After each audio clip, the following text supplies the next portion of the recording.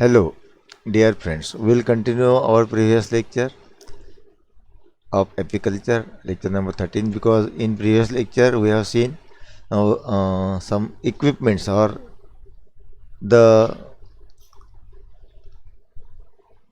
apparatus which are used in beekeeping industry. Actually, these are the equipments that we use. We have seen that bee whale, then hive tool, then honey uh, extractor, and something we have seen. Now we will continue the previous topic. Uh, Now we will see the honey extractor.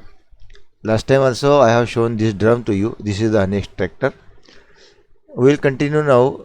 The honey extractor is used to extract the honey from the comb, because one can keep the sheets here in this frame, one, two, and three. Three sheets we can keep.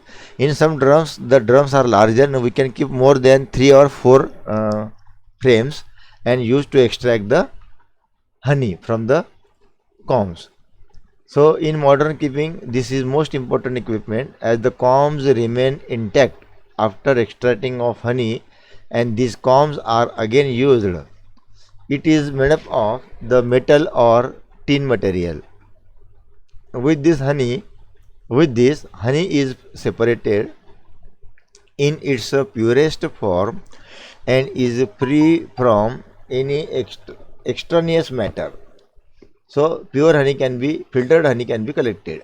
Honey extractors are available in variety of sizes, with the frames arranged tangentially or radially, and are operated with manual belt, chain or gear drive, or sometimes electric power, and functions on principle of centrifugal force can be used. When combs are centrifuged by this device or instrument, the pure honey is thrown out without any damage to the combs and is collected in the bottles, so that we can use the comb again for further apicultural practices or to collect the pollen and nectar by the bees, and they again prepare the honey. The bee brush. I think we have also seen the bee brush in my hand whenever we have seen the picture at first. So this is the bee brush. This red one is the bee brush, which we use it to. This is the brush, you bee brush. This is used to clean the supers or the beekeeping boxes. We can clean the beekeeping boxes if there is any infection. Bee brush. It is employed to brush off the bees from the honey comb before it is taken away for extraction. बघा, ते आपण साफसफाई पण करतो पेट्यांची, पण बी ब्रशने खास करून त्या मधमाशा जेव्हा एका फ्रेमवरून खाली टाकायची असतात दुसऱ्या फ्रेमवर किंवा दुसऱ्या पेटीमध्ये, तेव्हा त्या मधमाशांना त्या कॉम्बवरून बाहेर काढण्यासाठी मऊ ब्रश असतो, त्याला म्हणतात बी ब्रश. ओव्हरऑल आता सगळं काही. अल्सो कॉल्ड बी ड्रेस, म्हणजे अख्खाच्या अख्खा युनिफॉर्म असतो ड्रेससारखा, त्याला म्हणतात ओव्हरऑल. इथं दिलं आहे काय ओव्हरऑल? आहे बघा ओव्हरऑल. हा बघा, टोपी, शर्ट, पॅन्ट आणि बूटसारखे खाली कपड्यांची अरेंजमेंट असते, रबरी बूटसारखी. हे बघा, त्याला गम बूट म्हणतात. याला म्हणतात ओव्हरऑल. म्हणजे बी व्हेल, डोक्यावर मधमाशी चावायला नको म्हणून ओव्हरऑल हाय, शर्ट आणि पॅन्ट रेनकोटसारखं, हे ग्लोव्ज आणि हे गम बूट, याला म्हणतात ओव्हरऑल. सगळीचे सगळी तयार अशा पद्धतीने केल्यावर मधमाशी चावत नाही, म्हणून ज्याला म्हणायचे overall. Also called bee dress. It is protective garment worn over the clothes so that the bees cannot get under them to sting. While handling the colonies, it is made up of strong cheap white cloth. चांगल्यापैकी मजबूत अशा पांढऱ्या आणि स्वस्त अशा कपड्यापासून ती बनवलेली असते. Ant barrier. आता मधमाशांच्या याच्यामध्ये मधमाशा घुसायला नको, मधमाशांच्या घरामध्ये मुंग्या घुसायला नको म्हणून ते बॅरियर जे बसवले असतं, म्हणजे अडथळा जो बसवला असतो मुंग्यांसाठी, त्याला म्हणतात अँट बॅरियर, मुंग्यांना अडथळा. It is also called ant well. मधमाशांसाठी एक भिंत असतं सुरक्षित, तिथून मुंग्या येऊ नये, त्याला म्हणतात ant well. These are kept below the four legs of the hive stand. Water is poured into them to prevent an attack of ants. Ant repellent may also be used with water. बघा, ॲन्ट repellent सुद्धा वापरता येतात त्याच्यामध्ये. नुसतं पाणी टाकलं तरी मुंग्या येत नाहीत. ते स्टँड त्याला म्हणतात ॲन्ट रिपेलंट. इथं दिलेलं नाही त्यांनी, इथं पण दिलेलं नाही. तुम्हाला ॲन्ट रिपेलंट बघायचं असेल तर मी तुम्हाला आणखी माझ्या फोटोंकडे घेऊन जातो, मागच्या फोटोंकडे. इथं तुम्हाला दिसलं तर दिसलं. हे बघा, हे ॲन्ट रिपेलंट बघा. ही वाटी ना, हिच्यात पाणी भरून द्यायचं आणि रिपेलंट टाकून द्यायचा, किंवा नाही रिपेलंट टाकला तरी चालतो, फक्त पाणी भरून दिलं तरी इकडं मुंग्या येतील वरती, पण वरती पेटीपर्यंत पोहोचणार नाही इथं पाणी असल्यामुळे. त्याला म्हणतात ॲन्ट बॅरियर.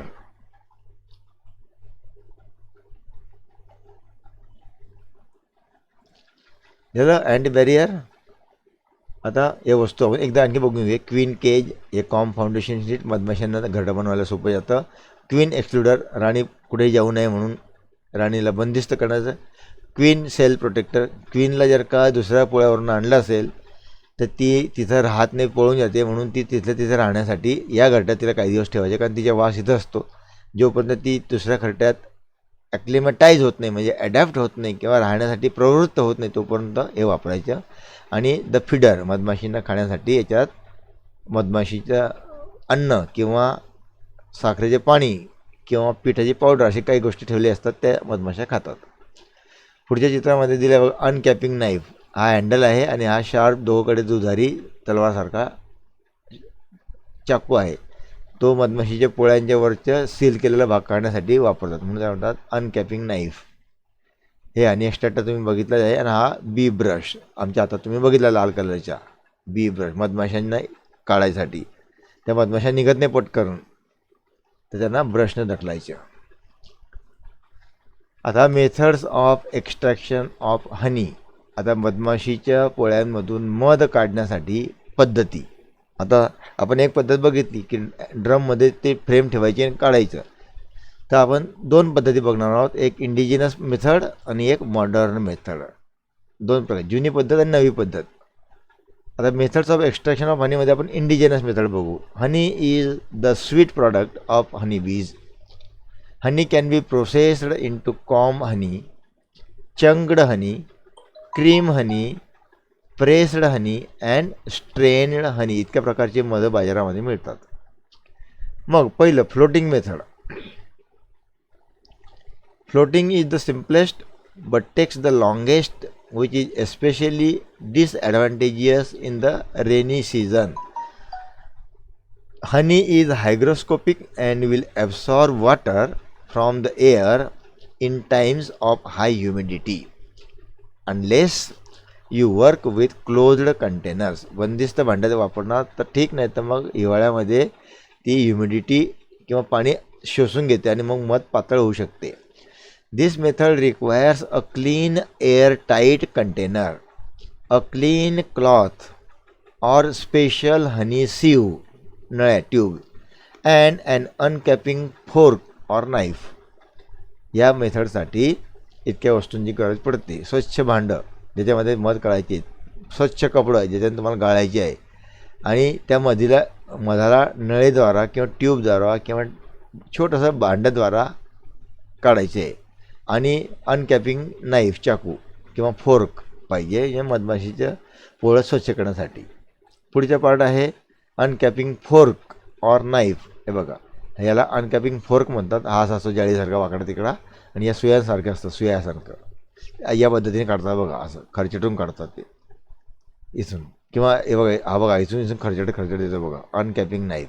हे सगळे मधमाशीच्या पोळ्यांचे सेल बंद आहेत आणि खाली सगळं मध गोळा केलेलं आहे. ते वरचे कॅप काढल्याशिवाय तुम्हाला खालचे मध निघणार नाही. मग step uncapping fork knife. Remove the wax cap of the capped honey cells with an uncapping fork or knife. Uncapping knives must be well filled and razor sharp. At temperatures of less than 25 degrees centigrade, you can make uncapping easier by holding the uncapping tool in a basin of hot water for a short while. But do dry it before use. म्हणजे त्याला वापरण्यापूर्वी त्याला कोरडं करायचं असतो, पण गरम पाण्यात बुडवून जर का काढलं तर पटकन निघतं आणि ते याला चिकटत नाही मेण. मग the combs are broken into small pieces and placed in an airtight bucket or other container. अशा पद्धतीने आणि वेगळं करू आपण शकतो. दुसरं, after a few days the wax which has floated to the top can be skimmed off. अशा पद्धतीने मधमाशीच्या पोळ्यांच्या पाण्यामध्ये गरम पाण्यात बुडवल्यानंतर जे काही मेणवरती तरंगतं ते लोणीसारखं काढून घ्यायचं. The honey is strained through a clean cloth, nylon stocking or special honey sieve and is again put away for 3 days to settle. Any foam and wax particles which have floated to the surface can be skimmed off and the honey is now ready for storage and packaging. अशा पद्धतीने मध पूर्णपणे गाळून घ्यायचं, नायलॉनच्या कपड्याने स्वच्छ करून घ्यायचं, वरती काही आलं असेल तरंगत असेल काही घाण कचरा त्याला काढून घ्यायचा आणि मग मध पॅकिंगसाठी बाटलीमध्ये रेडी होऊन जातं. अशा पद्धतीने मध काढलं जातं. आता दुसरी पद्धत आहे प्रेसिंग मेथड. मधमाशीचे पोळं जे आहे त्याला प्रेस करायचं, जे त्याचे आयुष्य संपलं असेल तर प्रेस करून घ्यायचं आणि मग मेण वेगळं आणि मध वेगळं. पण तसं नसेल तर मग या पद्धतीने काढायचं. Honey is forced out of the com by pressing it out using a honey press. This should be done as soon as possible after harvesting. After pressing out the honey, it is then warmed using a water bath and strained. Pressing honey is more work but takes less time. There are various press constructions. त्याच्यासाठी काही सूचना आहेत. पहिलं, scrap open the corms, म्हणजे मधमाशीच्या पोळ्याला खर्चटून comb मोकळं करायचं. Break them into pieces, त्याचे छोटे छोटे तुकडे करायचे. And tie them up in clean porous cloth in the shape of pillow case. आणि त्या तुकड्यांना एका स्वच्छ कपड्यामध्ये ज्याच्यातून तर मध पाझरून बाहेर निघू शकेल त्यात बांधून टांगून द्यायच्या. Knead the combs in the cloth and then press the honey through the cloth. आणि मग त्या कपड्यातनं त्या पोळ्याच्या मध्ये त्या याला दाबायचं तर त्या कपड्या बाहेरून मध निघेल किंवा त्याला पिळायचे. Twist out the cloth but it is faster to work with a wooden press. Then there are various press construction. You need two people for this, one person and fixed point. म्हणजे 2 माणसं पाहिजे त्याला, एकाने धरून ठेवायचे आणि दुसऱ्याने दाबून ते मध कपड्यातून बाहेर काढायचं. इतकी सिंपल मेथड आहे. ठीक आहे, पुढे बघूया. चौथं, pour the honey through a clean cloth. नंतर ते काढलेलं मध स्वच्छ कपड्यातून ज्या भांड्यात गोळा करायचे ते पुन्हा एकदा गाळून घ्यायचे. त्याला sieve into a pot, याच्यामध्ये गोळा करायचे भांड्यामध्ये और maturing vessel and leave it to stand for a few days. आणि त्यामध्ये काही दिवसपर्यंत तसंच राहू द्यायचं, म्हणजे त्याच्यातला सगळा गाळ खाली बसून जातो. Any remaining wax particles, pollen grains will float to the top and then can be skimmed off. म्हणजे काही पोलन ग्रेन्स म्हणा, काही मधाची प्लेट्स म्हणा, काही कचरा तो वरती तरंगतो काही दिवस राहू दिल्यामुळे. मग तो आपल्याला काढता येतो वरच्यावर आणि खाली गाळ बसला असतो, तो गाळी खाली राहू देता येतो आणि मग मधलं स्वच्छ आणि आपल्याला बाटल्यामध्ये भरून विकता येतं. This method is suitable for freshly harvested honey. ही मेथड ताज्या काढलेल्या मधासाठी खूप सोयीची आणि उपयुक्त ठरते. अनकॅप म्हणजे remove the thin wax layer from the seal of the honey cells. Uncap the honey and allow it to pass through a straining cloth or net into a clean and dry suitable container.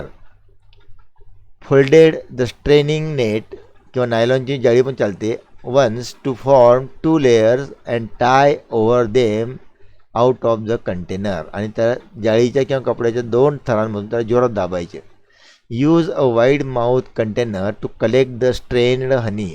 मोठ्या तोंडाच्या भांड्यामध्ये ते मध गोळा करायचं. Allow a liquid honey to settle overnight. रात्रभर त्याला settle होऊ द्यायचं. रिमूव्ह द स्कम म्हणजे क्रीम, वरचे क्रीम काढून घ्यायचं सकाळी. From the surface of the honey using a spoon, चमच्याने वरचे काढून घ्यायचे घाण, before the honey is packed, आणि मग हनी नंतर पॅक करून विकण्यासाठी किंवा बिझनेससाठी रेडी होऊन जातात. तर बघा वरती हे पीसेस ऑफ हनी वरती गोळा झालेत, पीसेस ऑफ कॉम्ब किंवा मधमाशीच्या शरीराचे काही तुकडे असते, समजा ॲक्सिडेंटली पडले असते ते, मधमाशीच्या मेणाचे तुकडे पोळ्याचे. त्यानंतर स्ट्रेनिंग नेट, या नेटने ते गाळून घ्यायचे. प्लास्टिक और स्टेनलेस स्टील बकेटमध्ये ते गोळा करायचे. अशा पद्धतीने गोळा करता येतं आपल्याला. चौथं, water bath method. This is also referred to as batch processing. This method is suitable for semi processed honey which has been stored for some time and possibly crystallized. Honey is first heated in a water bath, indirect heating, up to 45 degrees centigrade to 50 degrees centigrade. Honey is heated to facilitate both straining and fast handling. Secondly, to destroy yeast that may be present and may cause fermentation, particularly if the moisture content is above 17%. The indirect heating method involves the use of two sufurias, म्हणजे a flat based deep sided lipped and handleless cooking pot किंवा container ला म्हणतात sufurias. The smaller one containing honey is placed inside a bigger one containing some water and a piece of wood placed at the bottom so that the smaller one does not touch the bottom of the bigger sufuria. The honey that is being warmed must be stirred to distribute the heat evenly.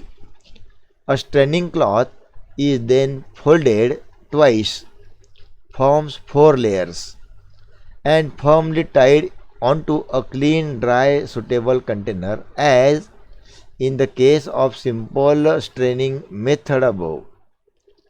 Once all the warm honey has passed through the cloth, cover the bucket with a lid and allow it to settle for a minimum of 3 days to allow the scum to collect at the top of the strained honey.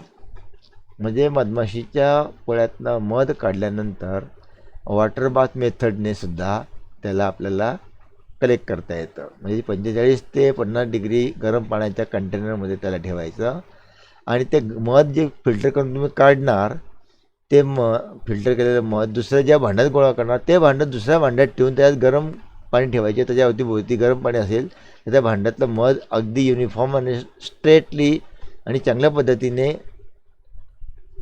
कंडिशनमध्ये राहून ते आपल्याला बिझनेससाठी use करता येतं. तर दिस is the method. So हे बघा, ही पद्धत बघा, हा पीस ऑफ टिंबर आहे, म्हणजे डायरेक्ट खाली ठेवायचे नाही, उष्णता लागणार. आणि हे गरम पाणी, या गरम इकडं हे बघा, वॉटर इन अनदर सुफुरिया, हा एक सुफुरिया, हा एक सुफुरिया, याच्यामध्ये स्टिरर ठेवायचं एक, म्हणजे मध एकसारखं गोठणार नाही. आणि हे semi refined honey in a sufuria, semi refined honey आहे. मग याला रिफाईन केल्यानंतर मग या भांड्यात रिफाईन केल्यानंतर विकता येतं आपल्याला. तर ही एक सोर्स ऑफ हीट आहे, म्हणजे उष्णता जाळीनं द्या कशांतरी द्या, हलकी उष्णता द्यायची, आणि या पाण्यामुळे त्याला मेंटेन, त्याला म्हणतात bulk processing method. It is used for large quantities of honey. थोड्या थाकड्या मधासाठी काही उपयुक्त नाही आहे, जास्त प्रमाणात मध असेल तर ही मेथड कामास पडते. In this method honey is made to flow through a series of sieves of various sizes. Sieve म्हणजे जाळी, गाळणी.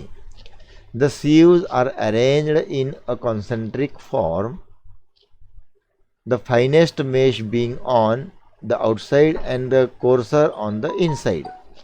The semi-refined honey is heated to 45 to 50 degrees centigrade in a sump tank and then flows by gravity through the sieves, usually referred to as strainers into a settling tank and is left there for the last 3 days. आणि मग याला 3 दिवसपर्यंत तसंच ठेवायचं, जेणेकरून वरती scum किंवा wax किंवा कचरा जो असेल तो वरती येऊन जाईल आणि बाकीच्या मटेरियल्स खाली सेटल होऊन जाईल पोलनच्या, आणि मग शुद्ध हनी जे असेल ते आपल्याला बॉटलिंग करता येईल.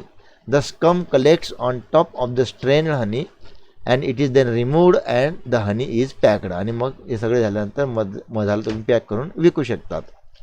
So methods of extraction of honey. आता मॉडर्न मेथड, आपण पहिली जुनी मेथड बघितली, आता नवी मेथड म्हणजे मॉडर्न मेथड बघूया.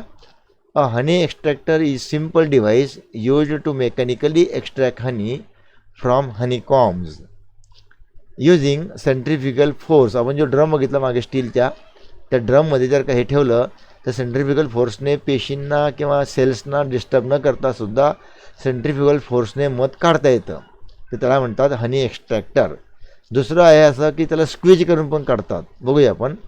Frame baskets within a drum hold the combs and honey is flung out when the extractor spin. जेव्हा ते एक्स्ट्रॅक्टर फिरतं तेव्हा मध असं मध्ये ड्रमवर शिंपडलं जातं आणि ते शिंपडल्या ड्रम वाहून नळातून बाहेर काढता येतं.